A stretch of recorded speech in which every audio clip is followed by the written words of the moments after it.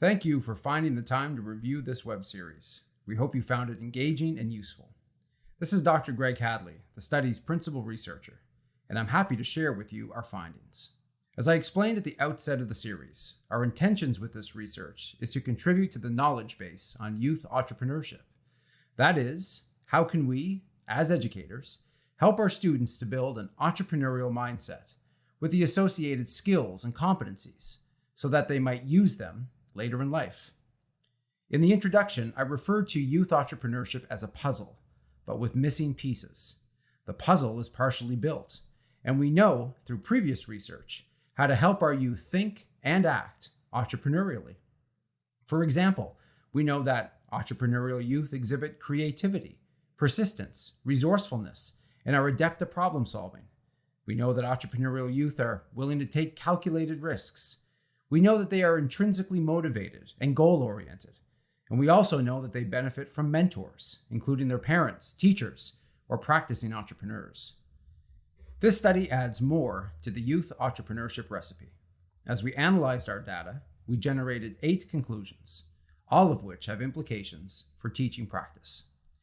Consistently, our participants described their preference for active and engaged learning, marked by authentic and experiential pedagogies, and the latitude for creativity and self-discovery.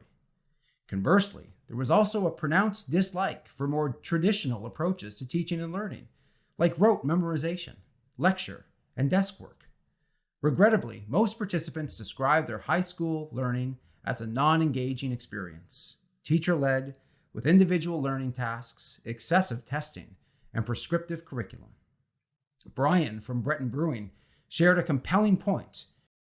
In school, you're always given the questions, but in life, you're not given the questions, right? So you go through all of like 12, 13 years, and you're given questions. But then you go out in the real world, you're not given any more questions. Right. You have to create your own questions. Are they the right questions? I don't know. But then we're every day at our business, there's new questions that we're creating, and then we're having to come up with solutions. So I think that's definitely an issue with the school system, is that you're given the questions all the time. Yeah. Many of our participants, when asked about notable high school teachers, homed in on a certain set of teaching qualities that resonated with their learning preferences. Teachers who prioritized engagement through compelling, yet minimal, lecturing, challenging and collaborative assignments, classroom community building, field trips, class presentations, and instructional differentiation were most often described. Participant Sarah offered an interesting observation of what she described as an entrepreneurial teacher. Everything in her classroom was a dialogue. And so that, again, now that I'm connecting the dots, even sitting here, Right. like I'm going back to that. I loved that extroverted conversational side. And so she would ask questions for the class and we would talk about it. And, you know, some viewpoints were so different. I found that really intellectually stimulating. For me, that was more intellectually stimulating than going, look at this proton and neutron. A clear finding from the dataset showed a strong preference for authentic experiential learning. When asked to describe the learning experiences that could best support entrepreneurialism, virtually all participants described hands-on learning opportunities marked by simulations, labs, business ventures, and work placements. There emerged a learn by doing theme, suggesting that the participants, overall, learn best through genuine, practical experiences. When asked what this could look like in the classroom, many participants described the business venture, where students build, launch, and reflect on a product or service. Finding 2, entrepreneurs need time to think, design, create, test, and revise. When asked to reimagine a more entrepreneurial school, several participants detailed a desire for more autodidactic, iterative, and creative curricular experiences. According to participants Zach, Meg, and Peter, the public school curricula is too ambitious and hampered by overly complex and voluminous outcomes that prioritize quantity over quality. Instead, several participants, drawing on their everyday business activities, proposed a schooling experience with more time returned to the student, so that they might sharpen their skills and pursue curiosities. Sheena from Made with Local, explained. I mean, yeah, problem solving is an everyday thing. Creativity is an everyday thing. Like delegation is a skill that I have come to get better at. And building strategy, right? I, for myself, because I have a tendency to fly by the seat of my pants at times, it's really important to be able to like create a plan and then put the mechanisms in place to follow through with the plan, which is a skill that I learned definitely not in school, but through entrepreneurship. These points seem to reflect a vision of schooling that is less prescriptive and more wonder and interest-based. Peter captured the essence of this idea. There's no real experience there. Tell me about my taxes. Let me understand interest rates and mortgages and a blended rate versus fixed rate. That is what impacts me literally every single day. And that was nowhere even on the radar. These bits of participant commentary tend to reflect the idea that entrepreneurialism can be built by seizing time and space to pursue interests of a personal nature. We find intriguing implications for schooling here, and must consider, as our participants explained, that much of school is spent on distant, abstract, and non-relevant content. Indeed, it appears that providing students with the time during the school day to create, test, and revise ideas is associated with entrepreneurialism, and something many participants in this study, they claim, would have cherished while in high school. Finding 3. Entrepreneurs are academically competitive. In a finding consistent with the existing research, most participants described a sense of competitiveness as it related to academic achievement. Meg and Marie were driven to obtain a university scholarship. Sarah and Peter felt the need to compete with their siblings for grades, while Novell viewed good grades as an extension of his athletic success. Of the 9 participants, 8 claimed high grades, while the one outlier, who claimed average grades, was enrolled in an academically advanced program. Furthermore, the majority of participants were appreciative of teachers who led academically rigorous courses that demanded persistence and deep thinking. Finding 4. Soft skills education may matter most. Each of our entrepreneurs was explicitly asked what courses, if any, most contributed to their entrepreneurial acumen. While some derived value from basic math and English courses, most were unable to attribute their entrepreneurialism to a specific course or subject area. What did emerge, however, was praise for the many soft skills developed in high school. Specifically, participants detailed the great value associated with the social aspects of school, where one is often tasked to learn and collaborate with a diversity of peers. This had the impact of sharpening interpersonal skills, communicative and creative ability, and emotional intelligence. For Alex, extracurricular activities brought the most meaningful learnings from high school. I would say the sports and the character building was one of the most valuable things for me, because it taught me a lot about business and leadership and how to communicate, and how sometimes someone on your team could bring the energy down, but it's important, you got to bring the energy back up. Peter and Olivia were praiseful of group projects and class presentations, not for their subject area content, but rather for the necessity to navigate the team dynamic and the stress that came from public speaking. According to Olivia, sales, role play classes, that was one that really stands out to me.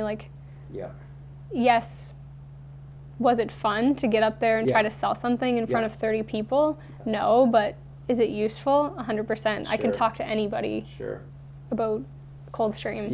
For Meg and Marie, the creativity, leadership, and problem solving that came from, as an example, fine arts and film courses were invaluable. From Meg, I think for me, there's 3 things. Leadership, charisma and leadership. So courses I was talking about, the drama courses and that kind of thing, whether that's drama or leadership in music or leadership in sport, taking initiative and being vulnerable and putting yourself out there, it's number 1. Zach, who once attended an elite private school, was quick to detail the importance of attending school with a diverse student population. As Zach noted, I think that the actual, the aspect of socializing with people and dealing with, high school is is kind of interesting because it's like it's a ecosystem where like you have a ton, especially if you go to public school, very multicultural, very bilingual. You deal with all sorts of types of people. Indeed, it appears it's what you don't explicitly learn in high school that is the most valuable. All participants described richer learning from elective courses, both in terms of content outcomes and personal interest. For most, electives brought a break from traditionally delivered core courses, allowing for pedagogical variance by teachers, learning agency by students, and novel coursework. It was under these circumstances where, for some, the beginnings of an entrepreneurial spirit emerged. Zach, for example, described his elective courses as a space where he tinkered, built, and tested, leading to, in one case, the creation of a robot that could clean oil from water. This experience, Zach mused, helped cultivate his interest in technology, the industry where his business now operates. Related to the latter, and notably, many of these courses were important experiences that proved to, in many respects, launch their entrepreneurial intention. Meg and Marie found their love for photography and video in a high school visual arts course. Sheena became more deeply interested in environmental sustainability, a key piece of Made with Local's value proposition, after completing an outdoor education course specific to conservation. And Alex's foray into an entrepreneurship course provided key understandings that helped launch East Coast Lifestyle. These findings suggest that entrepreneurs are drawn to more novel and unique educational experiences where, first and foremost, topics of a personal interest can be explored. Moreover, many of the study's participants expressed disappointment with those courses often deemed mandatory for high school graduation, leading to, in some circumstances, a strong preference for elective course options. Finding 6, the value of purposeful entrepreneurship education. Each participant was asked how they would build an entrepreneurial curriculum in high school. Analysis of all the responses led to a singular, clear conclusion.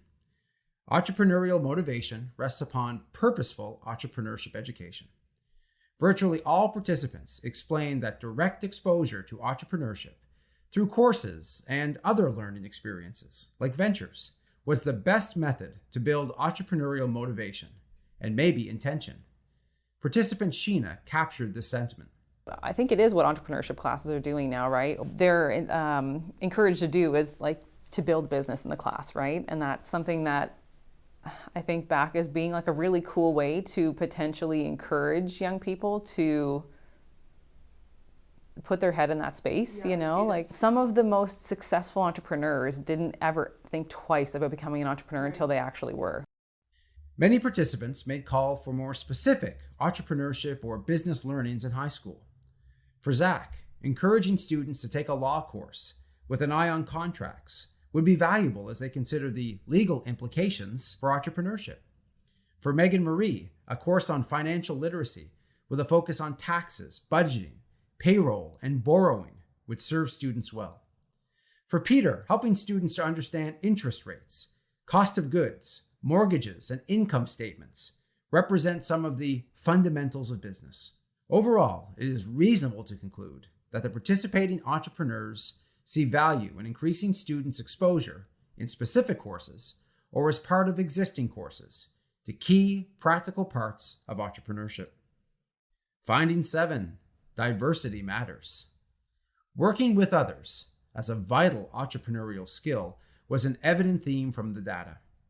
Peter, Sarah, Olivia, Zach, Megan, Marie, and Alex all connected entrepreneurial acumen with the ability to productively communicate and collaborate with others.